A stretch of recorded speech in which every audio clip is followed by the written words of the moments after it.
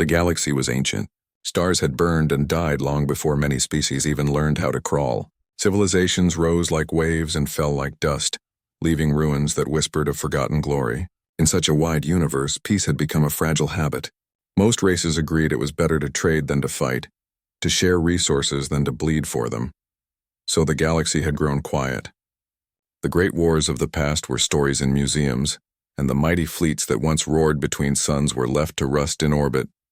It seemed no one had the heart or the hunger to fight anymore, at least not openly. But peace is never eternal.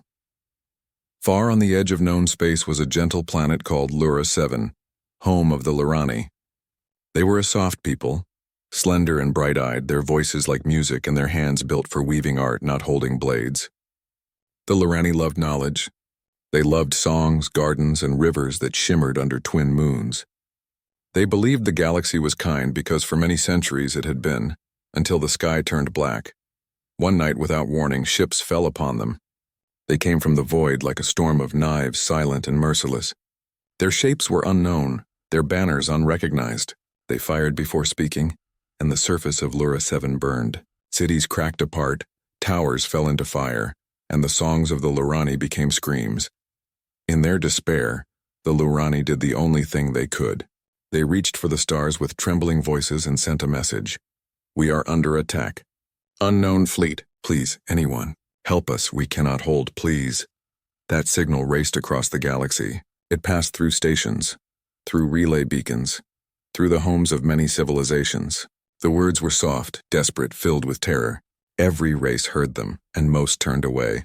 The reasons were many. Some feared the attackers, whoever they were. Others thought, if they attack the Lurani today, they may attack us tomorrow. Why draw their eyes?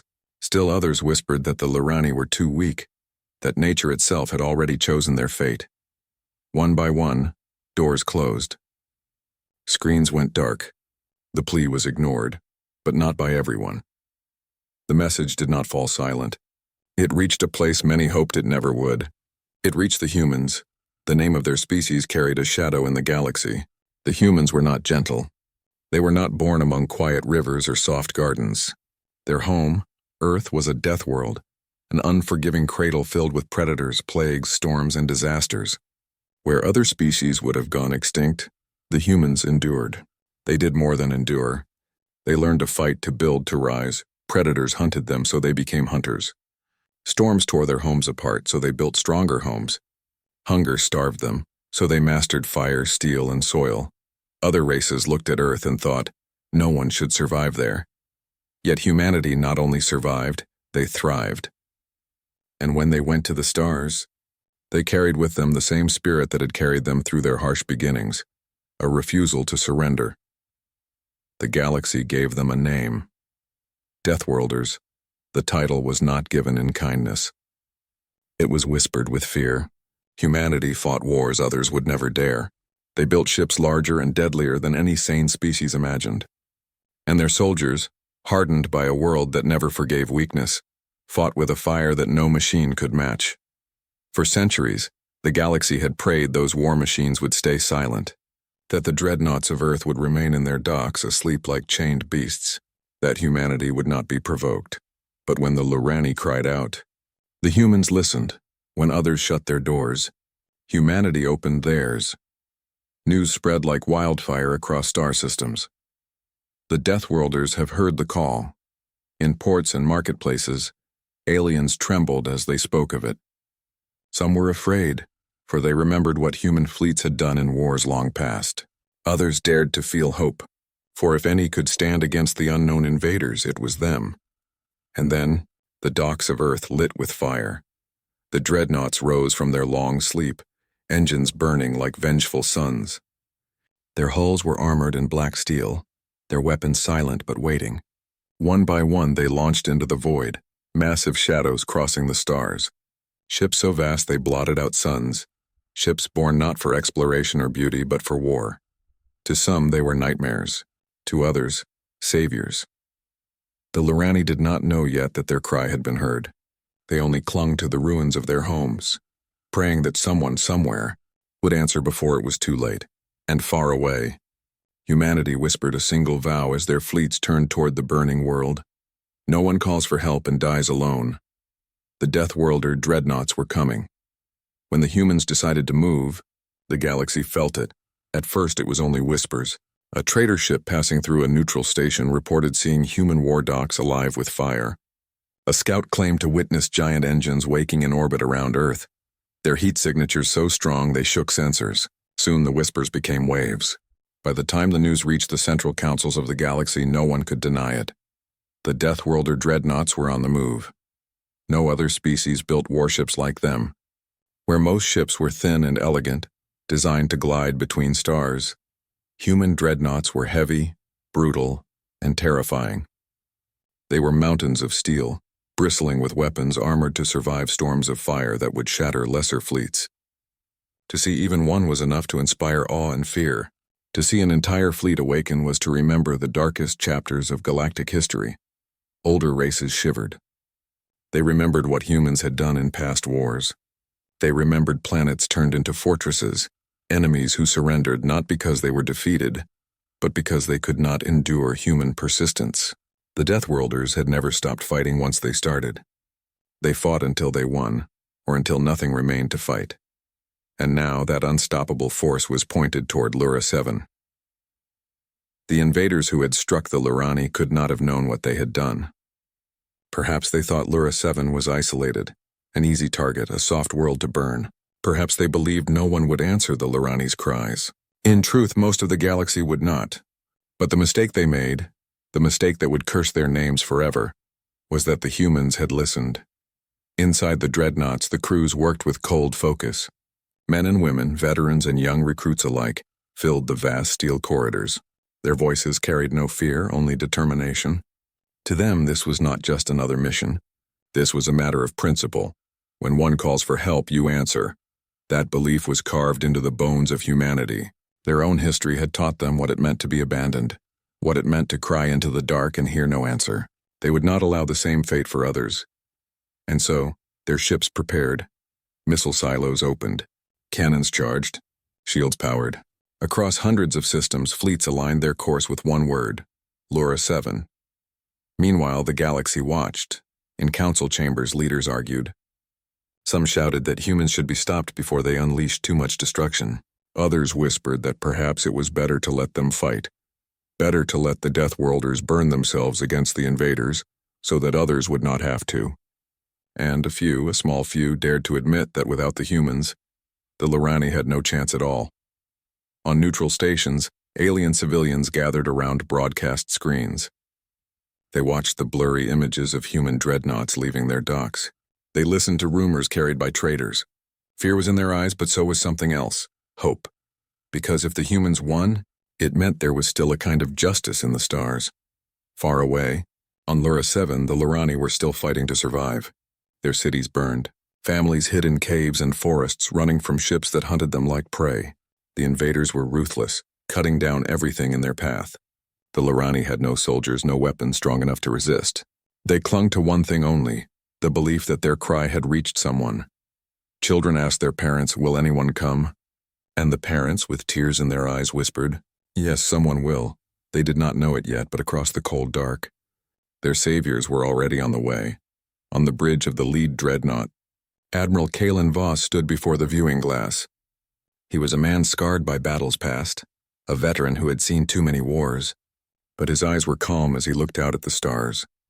Around him, officers worked with precision, every movement a piece of a greater machine. "Set course for Lura 7, he ordered. His voice was quiet, but it carried the weight of iron. The ship shuddered as its engines roared. One by one, the other dreadnoughts followed, falling into formation like wolves in the night. Together, they became a fleet that could shake the heavens.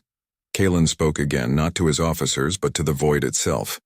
"Hold on, whoever you are. You're not alone anymore." And so the Deathworlder Dreadnoughts cut through the stars, a tide of steel and fire moving to answer a cry that others had ignored. The galaxy held its breath, and the invaders of Lura 7, still drunk with their easy victory, did not yet see the storm coming for them. The sky of Lura 7 was a graveyard. Smoke rose from burning cities, and the once blue heavens were covered with the shadows of invader ships. The Lurani hid in ruins, their songs drowned by the roar of enemy guns. Every hour, more homes fell. Every hour, hope grew weaker. In the council chamber of the invaders' flagship, their commanders laughed. To them, Lura 7 was a victory already won. The Lurani were fragile prey, unable to resist, unable to fight back. The invaders had destroyed worlds before, and this one would be no different. Then the sensors screamed. At first it was only a faint reading, a ripple at the edge of the system. A fleet was entering real space. The invader officers leaned forward, curious. Reinforcements? Another scavenger group? Some foolish neighbor trying to interfere? But then the signatures grew clear. The ships were massive. Their cores burned with power far beyond what was normal. The computer displayed the incoming fleet and the room fell silent. Human dreadnoughts. The invaders had heard stories, of course. Everyone had. Stories of a species from a cursed planet building machines of war larger than cities. Stories of soldiers who fought even with their last breath, who did not surrender, who turned battles into legends. But they had believed those were old myths, tales from a past era. They never thought the Deathworlders would come here, and yet, the impossible was now real. Across the sky, the humans arrived. The first dreadnought broke through the clouds of space like a mountain tearing free from the void. Its hull was black steel scarred by old wars, its cannons glowing like the eyes of a predator. Behind it came another and another until the sky itself seemed to darken beneath their presence. For the Lurani who looked up from the ruins, it was like watching gods descend. Their tears mixed with ash as they whispered to one another. They came. Someone came. The invaders panicked. Orders were shouted. Fleets scrambled into formation, weapons powered. But fear was already growing in their ranks. Against any other fleet, they would have felt confidence. Against traders, smugglers, even some militaries, they would have expected victory. But these were humans, and no one who had ever faced the Deathworlders forgot what it meant. Admiral Kalen Voss stood at the bridge of his flagship, eyes fixed on the burning planet below. His face was carved from stone, but his voice was steady. Begin transmission to enemy fleet. A signal cut through the void. A simple message carried on every channel. This is Admiral Voss of the Human Federation. You have attacked a civilian world. Stand down. Withdraw immediately. If you do not, you will not leave this system alive. The invaders hesitated. Some thought of retreat. Others, proud and arrogant, refused. They believed numbers would protect them. They believed myths could be broken. So they answered with fire. Hundreds of ships surged toward the humans, weapons blazing, missiles streaking through the black. Explosions lit the void like a storm of suns. To the Lurani watching from the ground, it seemed the sky itself was being torn apart. But the dreadnoughts did not flinch. Their shields absorbed the storm. Their armor, forged to survive the hells of war, did not bend. And then, with the silence of a predator striking, the humans fired back. It was not elegant. It was not graceful. It was overwhelming. Beams of energy cut through enemy cruisers, slicing them apart like paper. Missiles streaked out in swarms, each one finding its target with merciless precision. Cannons roared, and every shot tore through multiple ships at once. Where the invaders had once filled the sky, now only wreckage drifted. In minutes, the balance had shifted. On the ground, the Lurani watched in awe. They saw the invaders who had hunted them now scatter like frightened animals. They saw the black shapes of human dreadnoughts standing like guardians above their world. For the first time in days, they felt hope stronger than fear. Inside the flagship, Admiral Voss gave another order.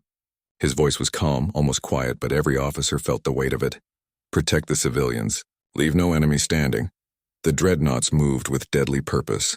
They placed themselves between the invaders and the planet, their hulls shielding the burning cities. Enemy ships that tried to break through were torn apart before they could descend. Others tried to flee, but the humans hunted them down one by one until the sky was filled with wreckage. The galaxy was watching. From distant stations, from hidden outposts, signals carried the battle across the stars. Aliens everywhere stared in disbelief. The Deathworlders had returned to war, and the sight was both terrifying and awe-inspiring. Some whispered in fear, if they can do this to the invaders, what could they do to us? But others whispered something different, something softer. They fight for those who cannot fight for themselves. By the end of the first day, the invaders' fleet was broken. The humans had arrived like a storm, and the storm had swept them away. On Lura 7, among the ruins, a child looked up at the sky. Where once she had seen only fire, she now saw the shining shapes of human ships holding the heavens. She tugged on her mother's sleeve and asked, "Are we safe now?" Her mother, with tears in her eyes, whispered, "Yes, the Deathworlders came. The battle was over." But the silence that followed was heavy.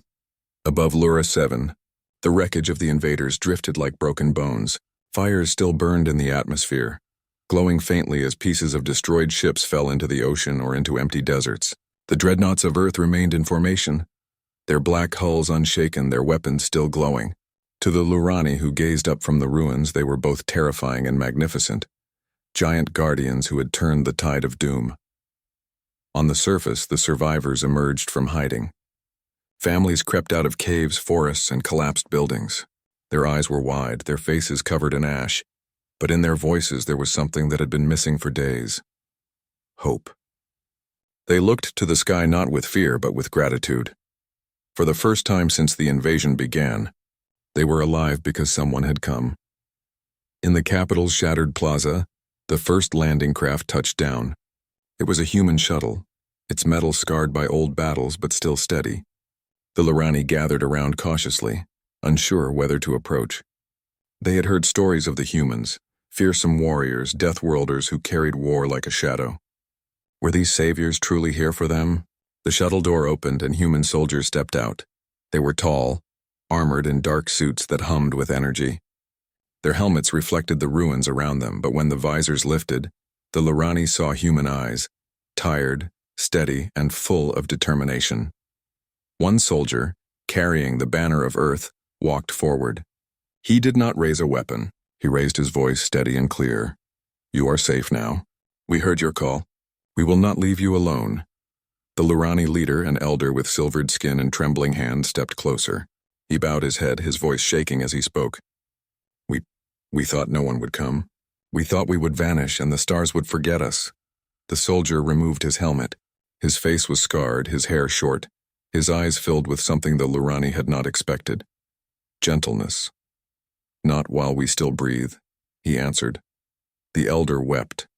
And with him, many of the Lurani wept too. They bowed not out of fear but out of relief and respect. Meanwhile, far from Lura 7, the galaxy was in turmoil. In the halls of great councils, arguments raged. Some shouted that the humans had overstepped, that their intervention would only bring chaos.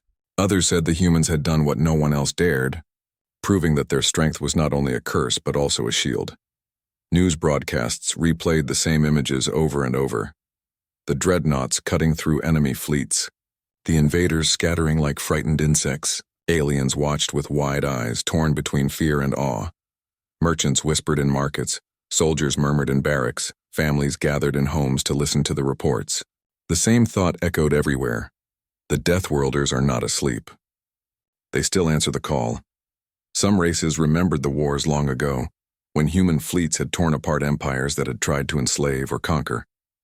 They trembled at the thought that such fury had returned. Others, weaker and more fragile, whispered prayers of thanks.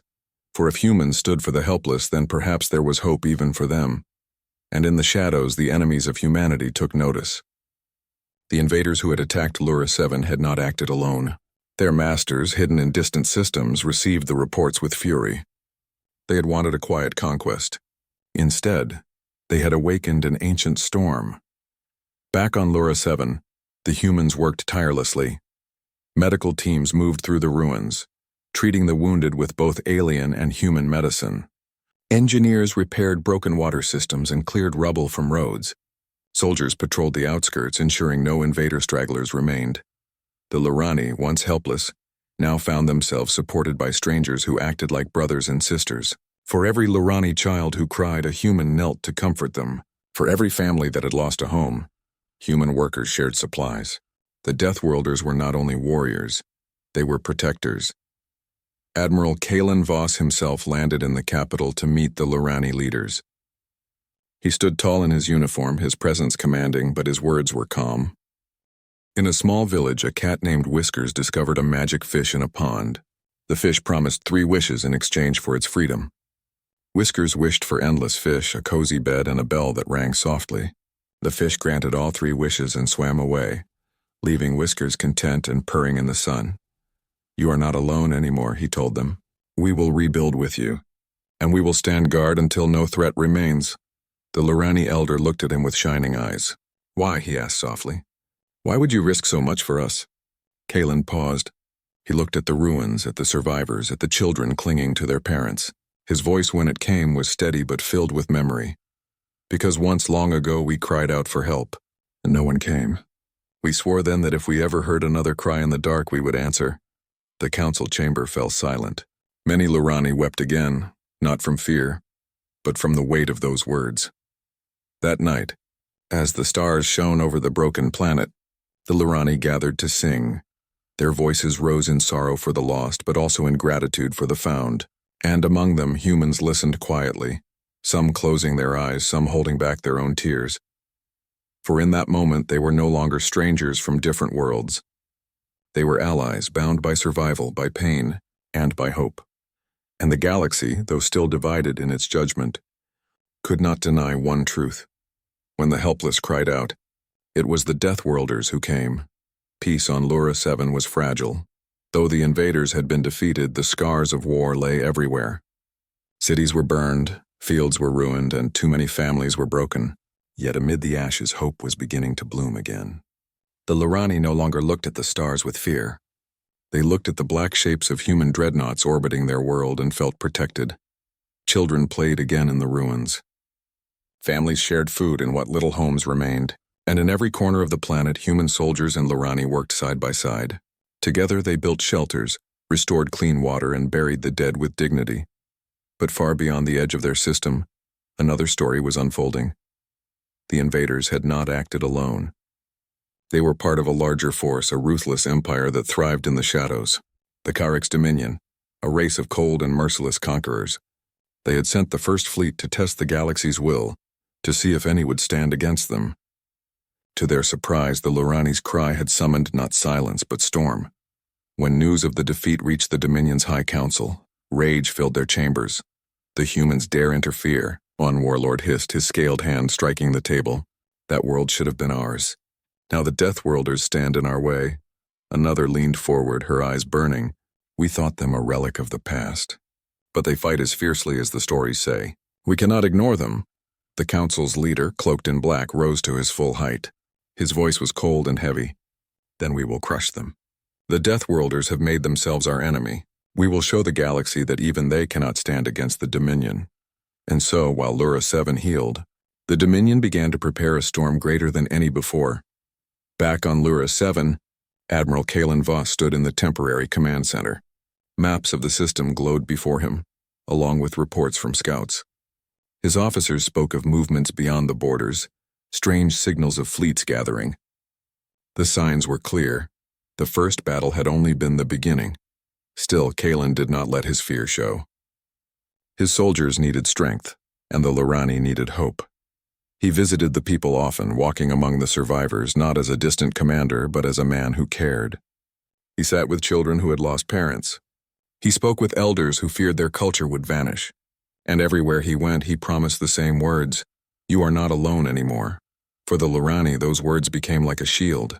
They sang songs not only of sorrow now, but of courage.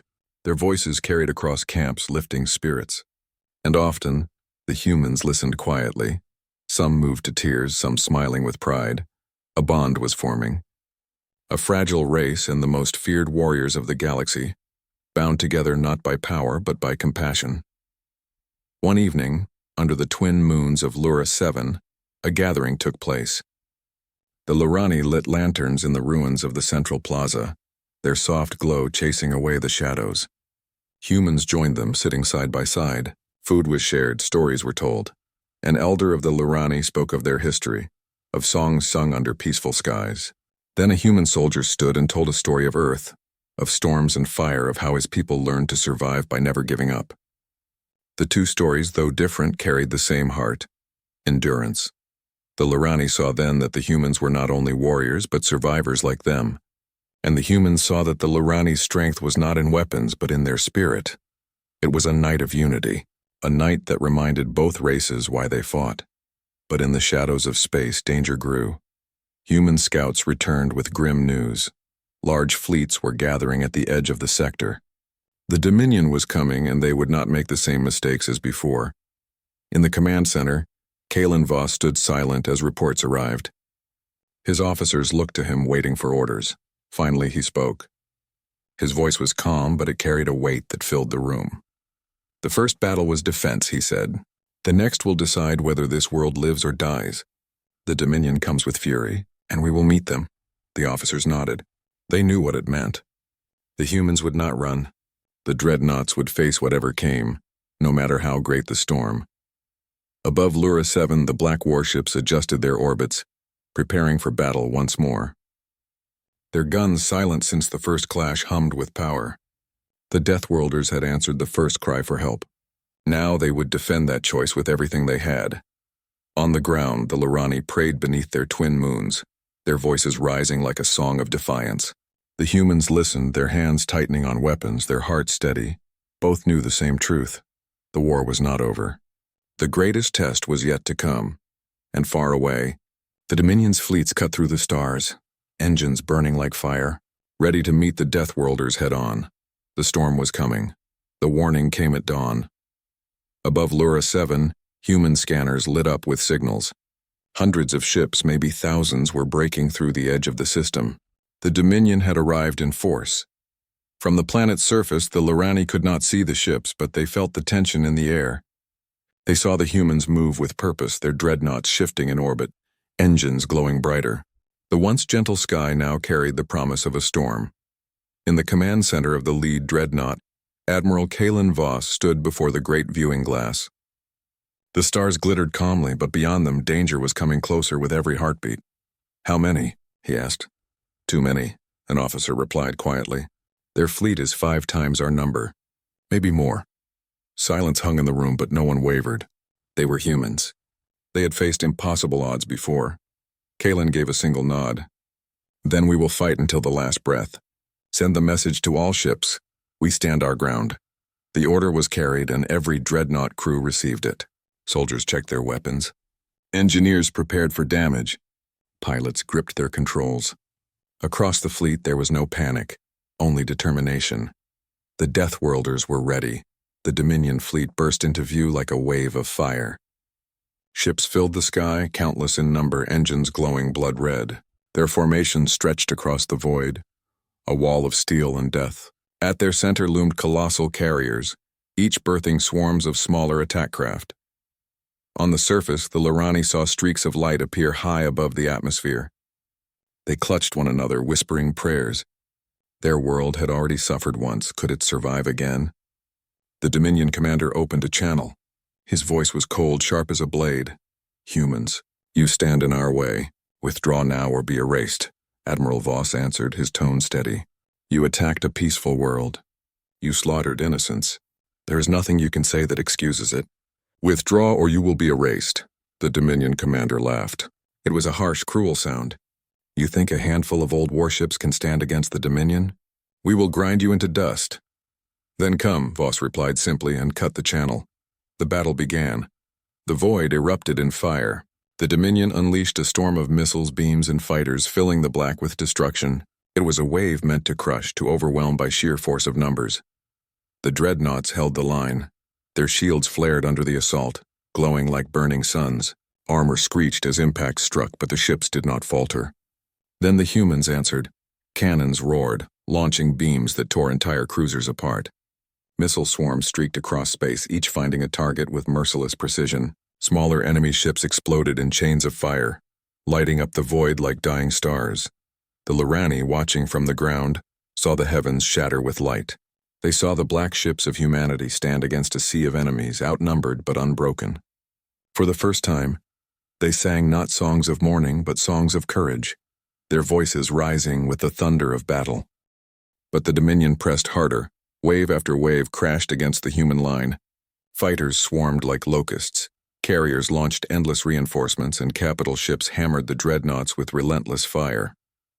One human dreadnought took a direct hit to its engines. Flames erupted from its hull, but instead of retreating, it turned, ramming itself into a Dominion battleship. Both ships exploded in a brilliant blaze that shook the stars. The humans did not fight for survival alone. They fought to protect. Every time a Dominion ship broke through, human cruisers intercepted, sacrificing themselves to keep the planet safe. Admiral Voss stood tall, his voice cutting through the chaos. "Hold the line. As long as one ship stands, this world stands." His officers answered with fire in their eyes. "Yes, Admiral." Across the galaxy, the battle was being broadcast. Scouts, traders, and hidden relays carried the images everywhere. Billions watched as the Deathworlders fought against impossible odds. On peaceful worlds, civilians gasped as dreadnoughts tore through fleets twice their size. In military halls, officers studied the footage with awe. Some trembled, remembering humanity's old wars. Others clenched their fists with admiration. "The Deathworlders fight like no other," someone whispered in a council chamber. "They fight like demons," another said. "No," replied an elder softly, watching a human dreadnought shield Lura 7 with its burning hull. "They fight like guardians." Hours passed. The void was littered with wreckage. Dominion ships continued to fall, but the humans paid dearly. Several dreadnoughts were crippled, their crews lost to fire and silence. Still, the line did not break. On the ground, the Lurani sang louder, their voices rising as though their courage could reach the stars. The humans heard the transmissions, and though they fought with steel, their hearts beat in time with the Lurani song. The Dominion commander, furious, sent his last reserve forward. A massive battleship, larger than even the human dreadnoughts, cut through the void like a mountain of death. Its weapons glowed with power, ready to destroy everything. Admiral Voss narrowed his eyes. He knew this was the heart of the storm. "All ships," he said, his voice calm but sharp as iron. "Target the flagship. This ends now." The dreadnoughts turned as one, their guns charging, their missiles locking on. The final clash was about to begin, and across the galaxy, every watching world held its breath. The Dominion flagship moved forward like a shadow that swallowed the stars. It was vast, a mountain of steel wrapped in weapons and armor. Its guns glowed with a deadly light, each blast capable of tearing a city apart. Around it, smaller Dominion ships gathered like wolves protecting their alpha.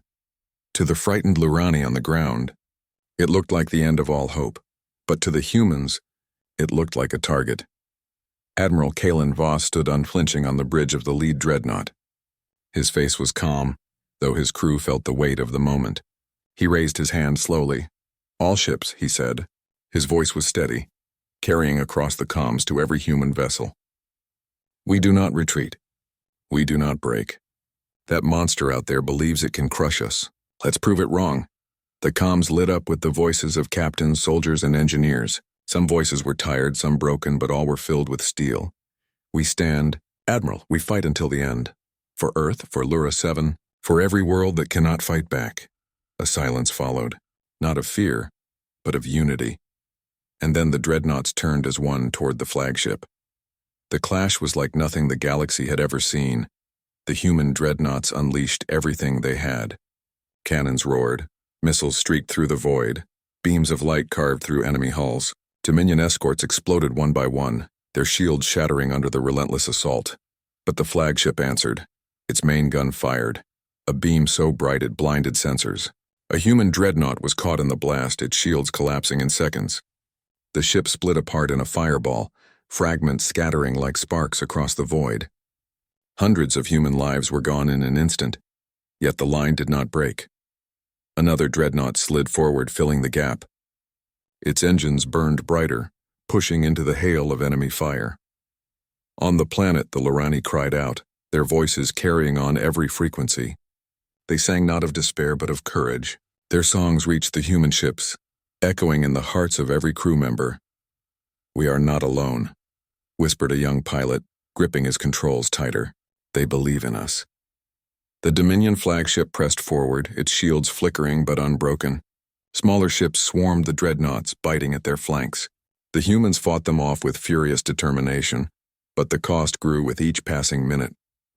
Inside the command center, Admiral Voss studied the tactical display. His ships were falling one by one, but the flagship, its shields were weakening.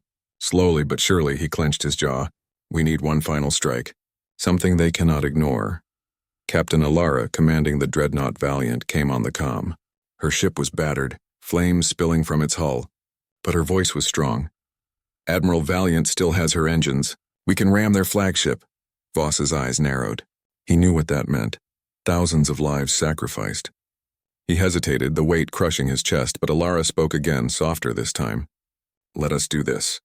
For the Lorani. For the fleet. For the galaxy that needs to see humans do not bow." A long silence. Then Voss nodded once. "Your courage will be remembered forever." The Valiant broke formation, engines screaming as it surged forward. Dominion ships fired, tearing pieces from its armor, but it did not stop. The flagship loomed ahead, its guns blazing, trying desperately to halt the oncoming dreadnought. On the bridge, Captain Alara stood tall.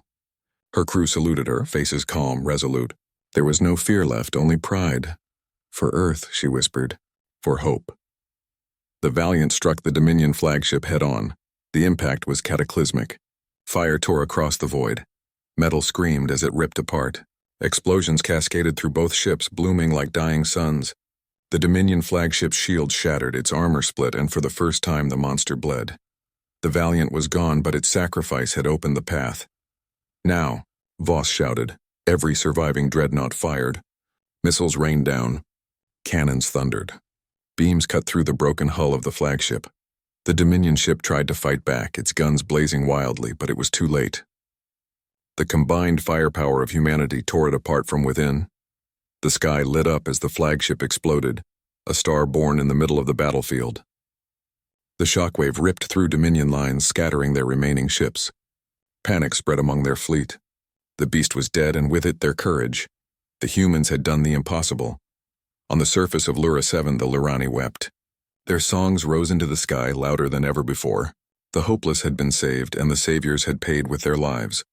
Across the galaxy, billions watched in stunned silence. The Deathworlders had stood against overwhelming odds and triumphed. Not for conquest. Not for wealth. Not even for pride. They fought for those who could not fight for themselves. And the galaxy, for the first time, began to understand. The Deathworlders were not monsters. They were guardians. The battle was over. Above Lura 7, the sky was littered with the remains of two fleets. Wreckage drifted silently, broken hulls glowing faintly as they cooled in the darkness. Fires flickered inside ruined ships, slowly dying out in the void. Among the wreckage, the human dreadnoughts remained. Fewer now, scarred, battered, burned, but still alive. Their armor was cracked, their shields long gone, but their engines still burned like stubborn hearts refusing to stop. The Dominion had fled. Their mighty flagship was destroyed, their fleet scattered into the dark. They had come with overwhelming power, and they had been broken by the ones they once called reckless savages. The Deathworlders had stood. On the surface, the Lorani gathered under the open sky. Their small bodies trembled as they looked up at the burning trails above. They had expected to be wiped from existence, yet they still breathed. Their world still turned. Their homes still stood. Tears glistened in their eyes as they sang. Not the soft songs of sorrow this time, but songs of gratitude, songs of victory. Their voices rose together, carrying across the comms, reaching the battered human fleet above. In the command center of his dreadnought, Admiral Kalen Voss listened. His body ached with exhaustion, his mind heavy with grief for the ships and lives lost. Yet when he heard the voices of the Lorani, his heart steadied. "They are alive," he said quietly, more to himself than anyone else. "That is enough." His crew sat in silence, listening to the alien chorus. Some wept quietly, others simply bowed their heads. For them, the battle was not about glory. It was about this moment, about giving a fragile people the chance to live, to sing, to hope again. News of the battle spread faster than light across the galaxy. Every relay, every station, every council chamber replayed the images of human dreadnoughts holding the line against impossible odds. Billions of beings watched the sacrifice of the Valiant as it rammed the Dominion flagship. Billions saw the moment humanity stood unbroken, even as their ships burned. The galaxy whispered a new name for them: Guardians, not monsters, not reckless brutes. Guardians. On distant worlds, children asked their parents about the humans. On trading stations, merchants spoke with awe of Deathworlders who fought not for themselves but for others. In council halls, leaders argued in hushed voices, realizing that the humans were not to be feared. They were to be respected. The galaxy had changed. Yet among the humans, there was no celebration. The fleets that had come to Lura 7 were shadows of themselves now. Too many ships had been lost. Too many names would never be spoken again except on memorial walls. Every survivor carried the weight of absence, the crewmates who did not make it home, the captains who gave their last orders, the friends who turned into starlight. Admiral Voss stood before his crew, his voice rough but steady. We are alive because of their sacrifice. Remember them, speak their names, carry them with you, for they are the reason this world still breathes. His words were simple, but they struck deep. No one applauded, no one cheered. They simply bowed their heads and remembered. For humanity, honor was not in victory. It was in sacrifice. On Lura 7, the Lurani built a monument at the site where the humans had first landed. It was not grand, only a stone pillar carved with trembling hands. At its heart, they inscribed words in both their language and in human tongue. To the Deathworlders who came when no one else would. To the Guardians who gave their lives so we might sing again. When the human survivors visited, they stood before it in silence. Many touched the stone gently, as though it carried the warmth of those they had lost.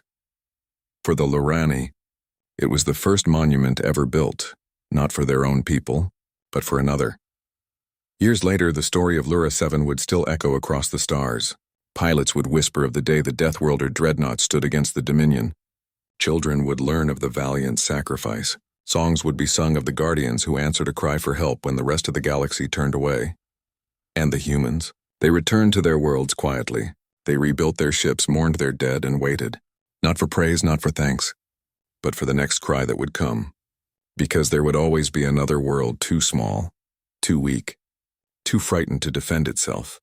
And when that cry rose into the void, humanity would answer.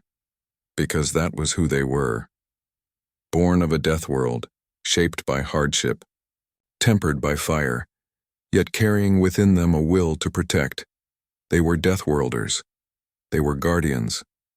And as long as they lived, no cry for help would ever go unanswered again.